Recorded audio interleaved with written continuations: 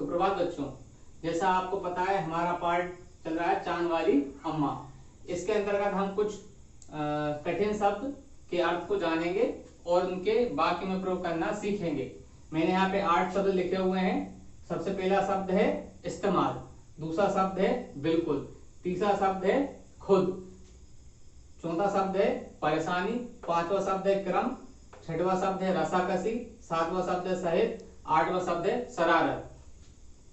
इन शब्दों के मैंने यहाँ पे अर्थ लिखे हुए हैं। उसके बाद मैं आपको शब्द उसके अर्थ बताऊंगा और उनके एक एक वाक्य बताऊंगा और इन शब्द को पढ़ाने के बाद आपको इन शब्दों से दो दो वाक्य बनाकर मुझे होमवर्क में बताना है। ठीक है, तो चलिए हम शुरुआत करते हैं। सबसे पहला शब्द इस्तेमाल। इसका अर्थ होता है उपयोग। वाक्य प्रयोग, हमें समय का सही इस्तेमाल करना चाहिए। दूसरा शब्द बिल्कुल। इसका अर्थ है एकदम या पूरी तरह से। मैं हिंदी में बिल्कुल निपुण हूं, या आप बोल सकते हैं बिल्कुल मुझे समय का बिल्कुल उपयोग करना आता है। तीसरा शब्द है खुद, यानी स्वयं। आप लिख सकते हैं मैं खुद पढ़ने लगती हूँ, या मैं खुद हिंदी को पढ़ता हूँ, या खुद से बहुत सारे शब्द बना सकते हैं आप।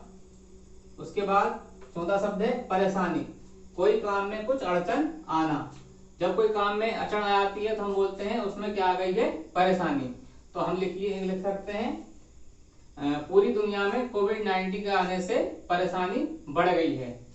इसके बाद पांचवा शब्द है क्रम। क्रम का अर्थ है लगातार। इसको आप लिख सकते हैं सही चीजों को क्रम में लगाना चाहिए, या एक वाक्य बना सकते हैं वस्तुओं को क्रम में लगाकर रखना चाहिए। इसके बाद रसाकसी, ये एक प्रकार का खेल या खींचातानी। रसाकसी क्या होता है बच्चों, एक तरह का खेल होता है जिसमें आमने सामने एक रस्सी को बांध दिया जाता है, वो उसको हम खींचते हैं। या हम बोल सकते हैं दूसरी इसका भाव जो आता है रसाकसी। जब किन्हीं दो व्यक्तियों के बीच में तनाव हो जाता है तो हम बोलते हैं कि इसमें रसाकसी उनकी चल रही है।